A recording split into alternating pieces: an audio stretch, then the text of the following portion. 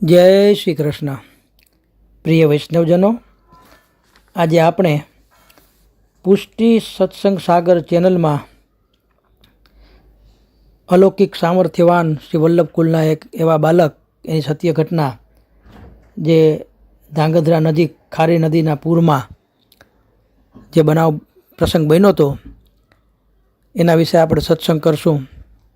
એ પહેલાં જો આપે પુષ્ટિ સત્સંગ સાગર ચેનલને સબસ્ક્રાઈબ ન કરી હોય તો સબસ્ક્રાઈબ કરો તથા અન્ય વૈષ્ણવ મિત્રોને શેર કરો, જેથી કરીને સત્સંગના નવા નવા વિડીયોઝ તેમને સુધી પણ પહોંચી શકે. હવે વિક્રમ સંવંત 1906ના શ્રાવણ માસના શુક્લ પક્ષમાં વરસાદ વરસી રહ્યા બાદ વાદળા વિખરાઈ જવામાં હતા અને વચમાં ચંદ્રમાં પોતાનું સાત્વિક તેજ પૃથ્વી ઉપર પાથરતા તો વળી પલમાં વાદળ પાછળ સંતાઈ જતા હતા. આવા સમયે એક જંગલના શાંત વાતાવરણમાં બે ઘોડે અસવાર, જે પૈકીના એકના હાથમાં છડી શોભી રહી હતી અને બીજો હથિયારથી સજ્જ થયેલો ભૂમિયો હતો. પાછળ મચાલસી હતો. મશાલચી એટલે મશાલ લઈને જે અંજબાળું કરે એ મશાલ. મોટી છળકતી મશાલથી જંગલના માર્ગને અંજવાળતો હતો. એક મિયાનામાં આરામ કરી રહેલા ભવ્ય પુરુષની સવારીને માર્ગદર્શન કરતો તથા મિયાનાને પોતાના ખંભા ઉપર ઉપાડનાર, ભોઈને પથ્થર ખાડા વગેરેની સાવધાની આપતો આગળ ને આગળ જઈ રહ્યો હતો. ઘોડે અસવારો સહિત આખી સવારી પૂર ઝડપે આગળ ને આગળ ચાલી રહી હતી.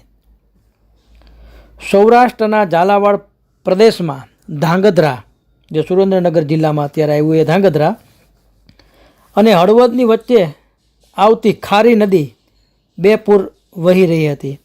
એટલો બધો વરસાદ પડ્યો હતો કે નદીમાં પૂર આવી ગયું હતું. નદીમાં ખૂબ તાણ તથા વધતા પાણીને કારણે છડીદારે છડી પોકારી અને અસવારીને અટકાવી અને પાછળના માણસોએ મિયાનાને નીચે પધરાવ્યા. મિયાના એટલે એક બિરાજવાનું, એક એવું કે જે બે જણા આગળ ને બે જણા પાછળ ઉપાડી રાખે. કે તુરત મિયાનાની અંદર આરામ કરી રહેલા એક મહાપુરુષનો અવાજ સંભળાયો, ભોયરાજ ક્યાં હે? બહારના માણસે પ્રત્યુત્તર આપ્યો કે જે નદીમાં પૂર છે અને તુરતમાં આ પૂર આપણાથી ઓળંગી શકાય કે નદી પાર કરી શકાય નહીં, એવું ભયાનક અત્યારે આ પૂર નદીમાં છે. જવાબ સાંભળી મિયાનામાંથી એક દેવી ભવ્ય પુરુષ બહાર નીકળ્યા અને બહારના તમામ માણસોએ ખૂબ જ આદરથી તેમને નમન કર્યું. એ ભવ્ય પુરુષ તે પૂજ્ય બાબા સાહેબ શ્રી વૈદ્યનાથલાલજી મહારાજ શ્રી હતા. મિયાનાની બહાર પધારી પૂર ઝડપે વહી જતી નદી જોઈ અને આપે આજ્ઞા કરી, ભોયરાજ जल तो बहुत है मगर यहाँ ठहरेंगे तो श्री मदन मोहन लाल की सेवा में कैसे पहुँचेंगे? એ રીતે બોલી 10 મિનિટ પછી પોતે પાણીની સામે નજર કરી તદ્દન મૌન ઊભા રહ્યા. સાથેના માણસો પણ હવે સામે કાંઠે પહોંચવાનો શું રસ્તો લેવો તે વિચારમાં શાંત રહ્યા.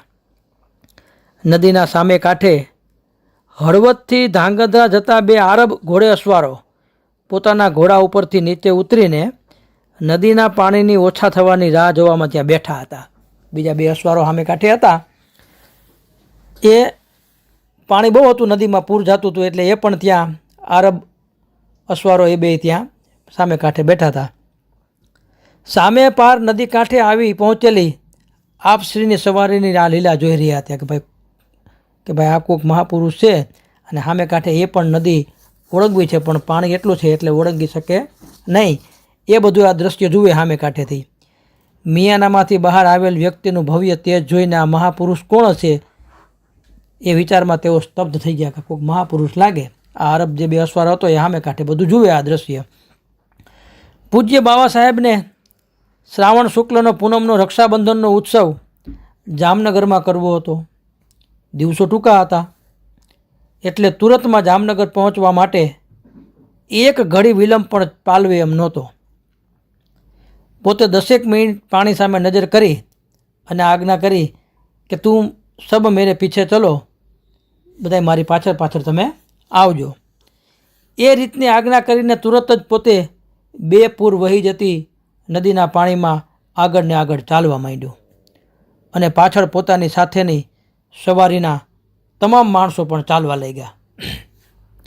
શ્રી ઠાકુરજીને ગોકુલ પધરાવી જતા શ્રી વસુદેવજીને જેમ શ્રી યમુનાજીએ માર્ગ આપ્યો હતો એવી જ રીતે શ્રી મદન મોહનલાલની સેવા જેના હૃદયમાં આતુરતા હતી અને પ્રભુનો વિયોગ જેઓને સતાવી રહ્યો છે એવા પૂજ્ય બાવાશ્રીને વહી જતી આ ખારી નદીના પાણીમાં માર્ગ કરી આપ્યો. નદીમાં રસ્તો થઈ ગયો અને આખી સવારી સહી સલામત નદી પાર ઉતરી ગઈ. નદી કૃતાર્થ થઈ પોતાના અહોભાગ્ય માયના. નદીના સામા કાંઠે બેઠેલા 2 મુસલમાન ઘોડે અસવારો કે જે નદીના પાણીને ઓછા થાય બાદ નદી ઉતરવાના વિચારથી શાંત બેસી રહ્યા હતા. તેઓ આપશ્રીના આ લીલા જોઈ એકદમ ઊભા થઈ ગયા. થાય જ ને ભાઈ, આવું 2 ઘમઘમતું પૂર જતું હોય નદીમાં અને નદીમાં રસ્તો થઈ જાય અને એ ઠેકાણે કોઈ પણ હોય તો આભા બની જાય ને. આ નદીના ઉતરતા ભવ્ય પુરુષને કોઈ ઓલિયા પુરુષ ધારીને પૂજ્ય બાવાશ્રી જેવા નદી કાંઠે પહોંચ્યા કે તુરત જ આ બંને આરબોએ ઘૂંટણભેર થઈ આપશ્રીના નમન કર્યું. ધન્ય છે તે મુસલમાનોને કે જેઓ પોતાની સગી આંખે આ દેવી લીલા જવાનું સદભાગ્ય સાંપડ્યું. નમન કરી રહેલા બંને માણસોને પોતે શ્રીમુખથી પૂછ્યું કે તુમ કોણ હો? આપશ્રીએ પૂછ્યું આ બેયને. પ્રત્યુત્તરમાં બંને મુસલમાને હાથ જોડીને કહેવા લાગ્યા, હુજુર, અમે હળવદથી ધાંગધ્રા જવાના છીએ. અમે રાજ્યના નોકરો છીએ. જરૂરી સંદેશો તાત્કાલિક પહોંચતો કરવા ધાંગધ્રા જઈએ છીએ, પણ નદીમાં આવેલ પૂરના કારણે અમે 3 કલાકથી અહીંયા બેસી રહ્યા છીએ. નદી ઉતરાય એમ નથી. આ સાંભળી तुरंत आपे आज्ञा करी कि मैं यहाँ नदी के किनारे पर खड़ा हूँ, तुम दोनों मेरी नज़र के सामने नदी पार हो जाओ. श्री वैद्यनाथ लालजी એ કીધું કે હું અહીંયા નદીના કાંઠે ઊભો છું અને તમે બે નદી પાર કરી જાઓ. ઉપરના શ્રીમુખના શબ્દો સાંભળી તુરત જ બંને અસવારોએ આપશ્રીને નમન કરી પૂર ઝડપે વધી રહેલા પ્રચંડ પૂરમાં બંને જણાએ હિંમતથી ચાલવા માંડ્યું. સર્વની તાજુબી વચ્ચે, આશ્ચર્ય વચ્ચે આ બંને મુસલમાન સવારો નદી પાર આવી પહોંચ્યા અને સામે કાંઠે સળગતી મસાલના તેજમાં ઝળકી રહેલા દિવ્ય વિભૂતિના મુખના દૂરથી નમન સહિત દર્શન કરી પોતાના રાજાને પોતે નજરે જોયેલા અનુભવેલા આ અલૌકિક ચમત્કારના ખબર સાંભળવા પૂર ઝડપે ધાંગધ્રા તરફ રવાના થયા. આ તરફ પૂજ્ય બાવાશ્રી સવારી પણ હળવદ તરફ પૂર ઝડપે ચાલવા લાગી. હળવદ નજીક રસ્તામાં નિર્મળ જળ ભરેલી એક વાવડી આવી. ત્યાં વૃક્ષની ઘટાબન સુંદર હતી. તે જોઈને સ્નાનપાન આદિ કરવા પૂજ્ય બાવાશ્રીની સવારી ત્યાં થોભી. પૂજ્ય બાવા સાહેબની સવારી જોધપુર રાજસ્થાનથી આવી રહી હતી અને પોતે કાયમ બહુ જ મોટા કાફલા સાથે પરદેશ પધારતા. પોતાને મિયાં નાની સવારીનો ઘણો શોખ હતો. વળી ગમે તે ઋતુ હોય પણ મુસાફરી તો રાત્રિની જ પોતે પસંદ કરતા. સાથેના માણસોના ગાડા દિવસના 4 વાગ્યા પછીથી બીજા દિવસના નિયત થયેલ સ્થળે ત્યાં પહોંચીને રવાના થતા અને પોતે માણસો રવાના થયા પછીથી મુસાફરી શરૂ કરતા. પોતે મિયાનામાં બિરાજતા હોઈને આગળ રવાના થયેલા કાફલા કરતાં દરેક મુકામે તે વહેલા પહોંચી જતા અને પોતાને મનપસંદ સ્થળ એ મુકામ કરી પાછળ આવતા માણસો જ્યાં સુધી ન આવે ત્યાં સુધી સ્નાન કરી પોતાનું સંધ્યાવંદન વગેરે નિત્યક્રમથી એ પહોંચતા. પાછળના માણસો આવી પહોંચતા તંબુ રાવટી વગેરે ઊભા કરી સામગ્રી સિદ્ધ કરી અને ઠાકોરજીને મંગલાથી શયન પર્યંતની સેવા શરૂ થતી. તમામ સેવા પહોંચી લીધા બાદ વળી પાછો મુકામ ઉપાડતા અને પોતાનો મુકામ શહેરની અગર ગામડાથી બહુ દૂર નહીં સારું જ્યાં જલની વ્યવસ્થા હોય એ સગવડતા જોઈને ત્યાં મુકામ પડતો. અને જ્યાં જ્યાં પોતે બિરાજતા ત્યાં જંગલમાં મંગલ જેવું નાનું એવું ગોકુલ વસી જતું, એવો માહોલ સર્જાઈ જતો. આ તરફ પેલા બંને મુસ્લિમો કે જેને નદીમાં રસ્તો થઈ ગયો અને પોતાની નજર સમક્ષ એ ઉતરા, બાવાશ્રીની નજર સમક્ષ એને નદીમાં પૂર, એ બંને મુસ્લિમ ઘોડેસવારો પૂર ઝડપે ધાંગધ્રા તરફ જઈ રહ્યા હતા. તેમાં રસ્તામાં શ્રી મહારાજશ્રીના પાછળના માણસોનો તેઓનો ભેટો થયો. હવે બીજા માણસો પણ પાછળ આવતા હતા મહારાજશ્રીના. અને અશ્વારોએ માણસોની પૂછગાછમાં જાણી લીધું જે દેવી પુરુષના તેઓને દર્શન થયેલા તે પોતે જામનગરના મહારાજ શ્રી વ્રજનાથલાલજી છે. એવી રીતે મહારાજશ્રીની ઓળખ જાણીને બંને સવારો પૂર ઝડપે ધાંગધ્રા આવી પહોંચ્યા. અને મહારાજા રાજ સાહેબ શ્રી રણમલસિંહજી, જેનું રાજ હતું, એ મહારાજા રાજ સાહેબ શ્રી રણમલસિંહજી સાહેબ બહાદુરની હજુરમાં જઈ મહારાજશ્રીની વિસ્મયતાભરી તમામ લીલાની વાત એને રોશન કરી અને જણાવ્યું કે આવો અમે નજરો નજર જોયું અને આપશ્રીનો મુકામ અત્યારે હળવદ નજીકમાં હશે એવું આ મુસલમાન આ ઘોડે અસવારોએ કીધું. બંને આરબો સવારોની પૂજ્ય મહારાજશ્રીની વિસ્મયતાભરી વાત સાંભળીને અંશા અવતાર વિના આવી વાત સંભવે નહીં, માટે અત્યારે જ રવાના થઈએ મહારાજશ્રીના દર્શન કરું એવો વિચાર મહારાજા સાહેબે પોતાના હૃદયમાં દ્રઢ કરી પોતાના વજીર જાડેજા સાંઘાજી સાહેબની સાથે 15 હથિયારબંધ ઘોડેસવારો સહિત મહારાજશ્રીના દર્શન કરવા હળવદ તરફ પ્રયાણ કર્યું.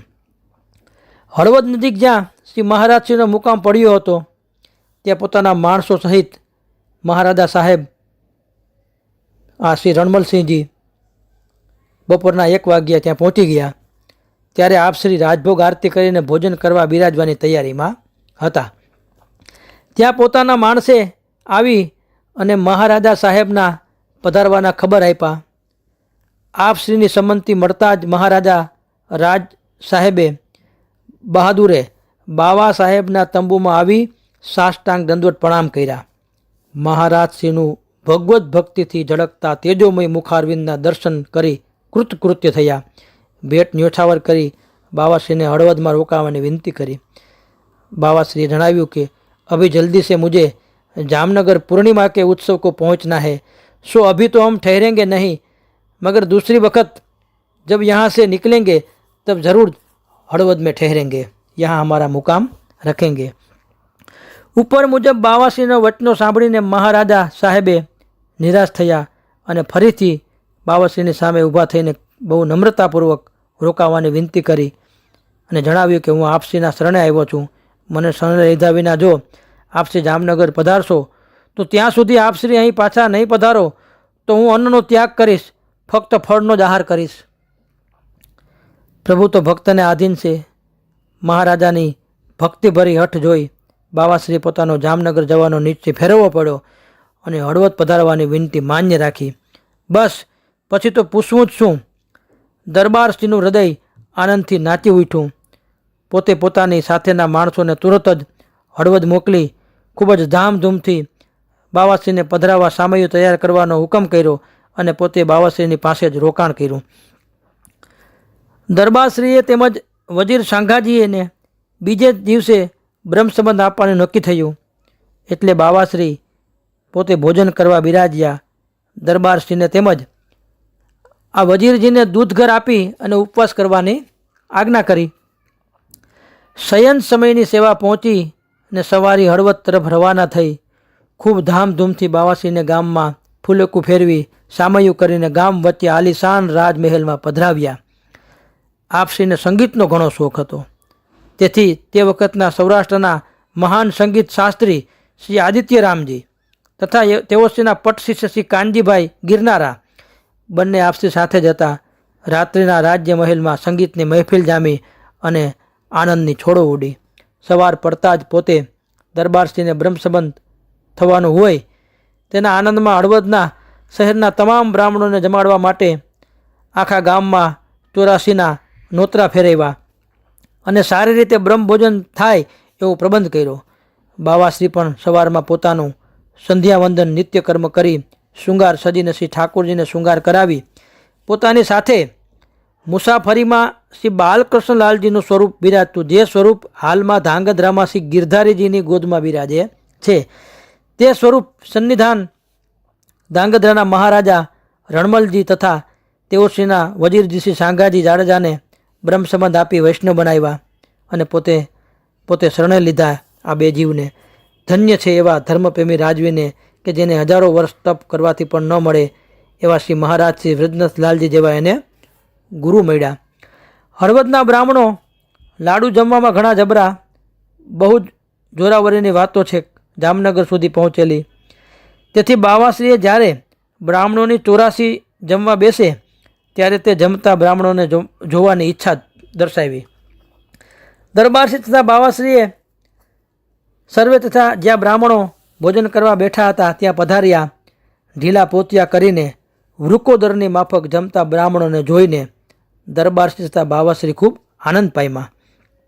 1 મણના 8 એટલે કે 1 મણના 8 એટલે કે 1 મણના 8 લાડુ ફક્ત 8 જ બ્રાહ્મણો જમી જાય. 1 મણના 13, 1 મણના 16 એવા બ્રાહ્મણોને જોઈને ખૂબ આનંદ થયા. તેઓ બ્રાહ્મણોને આગ્રહપૂર્વક જમાડ્યા અને ખૂબ દક્ષિણા આપી. બીજા દિવસે બાબા સાહેબની સવારી જામનગર તરફ રવાના થતી હતી. દરબારશ્રીને હવે આપશ્રી જલ્દી ક્યારે પધારે એવી હૃદયમાં ભાવના રમી રહી હતી. રાત્રિની સંગીતની બેઠક પૂરી થયા પછી દરબારશ્રીએ વિનંતી કરી કે કૃપાનાથ, મારે ધાંગધ્રામાં એક ભવ્ય મંદિર બનાવીને શ્રી ઠાકોરજી પધરાવા છે, જેથી હું દરરોજ 8 સમયના દર્શન કરી શકું. તો આપશ્રી ફરી આપ ક્યારે પધારશો? આપશ્રીના ધાંગધ્રા પધાર્યા પછી આપે જે જગ્યા પસંદ કરો તે જગ્યાએ આપશ્રીની આજ્ઞા મુજબ મંદિર તૈયાર થાય. માટે દિવાળી પછી તરત જ આપશ્રીને ધાંગધ્રા પધારવાની વિનંતી કરું છું. ઉપર મુજબના સેવકના ભક્તિભાવ ભર્યા વચનો સાંભળીને આપશ્રી ઘણા ખુશ થયા. દિવાળી પછી ધાંગધ્રા પધારવાની દરબારશ્રીની વિનંતીને માન્ય રાખી અને પોતાની સવારી જામનગર તરફ રવાના થઈ અને દરબારશ્રી અને માણસો ધાંગધ્રા ગયા. તે દિવસથી રાજવીએ દારૂ તથા અભક્ષ્ય વસ્તુનો સદંતર ત્યાગ કર્યો અને પોતાનું જીવન ધર્મમય બનાવ્યું. ધન્ય છે એવા ધર્મવીર રાજવીને અને ધન્ય છે એવા શ્રી વલ્લભકુળના એવા શ્રી વ્રજનાથલાલજી જેવા બાલકને કે જેણે એવા જીવ માટે આવી કૃપા કરી. શ્રી વલ્લભાધીશ કી જય.